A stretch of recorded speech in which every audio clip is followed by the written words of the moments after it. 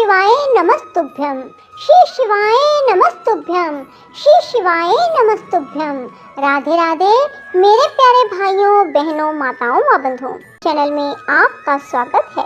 बंधुओं, आज फागुन मास में आपको सुना रही हूँ शिव महापुराण की कथा।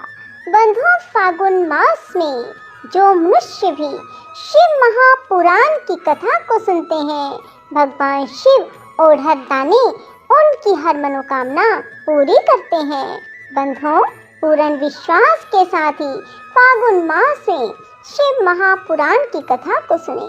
बंधुओं, यदि आपने YouTube चैनल संस्कार की बातें अब तक सब्सक्राइब नहीं किया तो जरूर करें और बेल आइकन दबाना ना भूलें, ताकि आपको हमारी आने वाली सभी वीडियोस की जानकारी सबसे पहले हो सके। बोलो शिव शंकर भोलेनाथ की जय हो। बंधुओं, मैंने कल आपको बताया कि जब दक्ष ने भगवान शिव को अपने यज्ञ में नहीं बुलाया तो सती माता ने भगवान शिव से आग्रह किया कि वे अपने पिता के यज्ञ में जाएंगी। तो भगवान शिव ने राजोपचार के साथ उनके पिता के यज्ञ में भेज दिया, पर वहां जब सती ने देखा कि उनके पिता के यज्ञ में भगवान शिव को स्थान नहीं दिया गया, तो सती अपने पिता से बोली, प्रजापति, आपने परम मंगलकारी भगवान शिव को इस यज्ञ में क्यों नहीं बुलाया, जिनके द्वारा यह संपूर्ण जगत पवित्र होता है, जो स्वयं ही यज्ञ वेताओं में श्रेष्ठ, यज्ञ के अंग, यज्ञ की दक्षिणा और यज्ञकर्ता यजमान है। उन भगवान शिव के बिना यज्ञ की सिद्धि कैसे हो सकती है? अहो, जिनके स्मरण करने मात्र से सब कुछ पवित्र हो जाता है, उन्हीं के बिना किया हुआ यह सारा यज्ञ अपवित्र हो जाएगा। द्रव्य, मंत्र आदि, हव्य और कव्य, ये सब जिनके स्वरूप हैं, उन्हीं भगवान शिव के बिना इस यज्ञ का आरंभ कैसे किया गया? क्या आपने भगवान शिव को सामान्य देवता समझकर उनका अनादर किया है? आज आपकी बुद्धि भ्रष्ट हो गई है, इसलिए आप पिता होकर भी मुझे अधम जच रहे हैं। अरे, ये विष्णु और ब्रह्मा आदि देवता मुनि अपने प्रभु भगवान शिव के आए बिना इस यज्ञ में कैसे चले आए? ऐसा कहने के बाद शिव स्वरूपा परमेश्वरी सती ने भगवान विष्णु, ब्रह्मा, इंद्र आदि सभी देवताओं को तथा समस्त ऋषियों को बड़े कड़े शब्दों में फटकारा।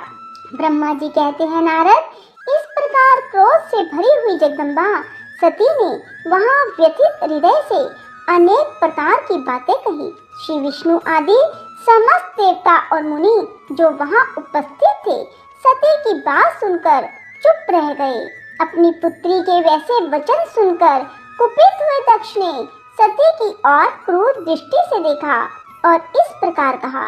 दक्ष बोले, भद्रे, तुम्हारे बहुत कहने से क्या लाभ? इस समय यहाँ तुम्हारा कोई काम नहीं, तुम जाओ या ठहरो, यह तुम्हारी इच्छा पर निर्भर है। तुम यहाँ आई ही क्यों? समस्त विद्वान जानते हैं कि तुम्हारे पति शिव अमंगल रूप है, वे कुलीन भी नहीं है, वेद से बहिष्कृत हैं और भूतों, प्रेतों और पिशाचों के स्वामी हैं। वे बहुत ही कुवेश धारण किए रहते हैं, इसलिए रुद्र को इस यज्ञ के लिए नहीं बुलाया गया। बेटी, मैं रुद्र को अच्छी तरह जानता हूँ, अतः जानबूझकर ही मैंने देव ऋषियों की सभा में उनको आमंत्रित नहीं किया। रुद्र को शास्त्र के अर्थ का ज्ञान नहीं है, वे उदंड और दुरात्मा है। मुझ मूढ़ पापी ने ब्रह्मा जी के कहने से उनके साथ तुम्हारा विवाह करा दिया। अतः शुचि स्मृते, तुम क्रोध छोड़कर समस्त हो जाओ। इस यज्ञ में तुम आ ही गई तो स्वयं अपना भाग ग्रहण करो। दक्ष के ऐसा कहने पर उनकी त्रिभुवन पूजिता पुत्री सती ने शिव की निंदा करने वाले अपने पिता की ओर जब दृष्टिपात किया, तब उनका रोष और बढ़ गया। वे मन ही मन सोचने लगी कि अब मैं शंकर जी के पास कैसे जाऊंगी। यदि शंकर जी के दर्शन की इच्छा से वहां गई और उन्होंने यहाँ का समाचार पूछा तो मैं उन्हें क्या उत्तर दूंगी। तदंतर तीनों लोगों की जननी सती रोषावेश से युक्त हो लंबी सांस खींचती हुई अपने दुष्ट हृदय पिता से बोली। सती ने कहा, जो महादेव जी की निंदा करता है अथवा जो उनकी होती हुई निंदा को सुनता है, वे दोनों जब तक नरक में पड़े रहते हैं, जब तक चंद्रमा और सूर्य विद्यमान है, अतः मैं अपने इस शरीर को त्याग दूंगी, जलती आग में प्रवेश कर जाऊंगी। अपने स्वामी का अनादर सुनकर अब मुझे अपने इस जीवन की रक्षा से क्या प्रयोजन। यदि कोई समर्थ हो तो वह स्वयं विशेष यत्न करके शंभु की निंदा करने वाले पुरुष की जीभ को बलपूर्वक काट डाले, तभी वह शिव निंदा श्रवण के पाप से शुद्ध हो सकता है। इसमें संशय नहीं है। यदि कुछ कर सकने में असमर्थ हो तो बुद्धिमान पुरुष को चाहिए कि वह दोनों कान बंद करके वहां से निकल जाए। इससे वह शुद्ध रहता है, दोष का भागी नहीं होता, ऐसा श्रेष्ठ विद्वान कहते हैं। इस प्रकार धर्म नीति बताने पर सती को अपने आने के कारण बड़ा पश्चाताप हुआ। उन्होंने व्यथित चित्त से भगवान शंकर के वचन का स्मरण किया। फिर सती अत्यंत कुपित हो दक्ष से उस विष्णु आदि समस्त देवंगनाओं तथा मुनियों से भी निडर होकर बोली।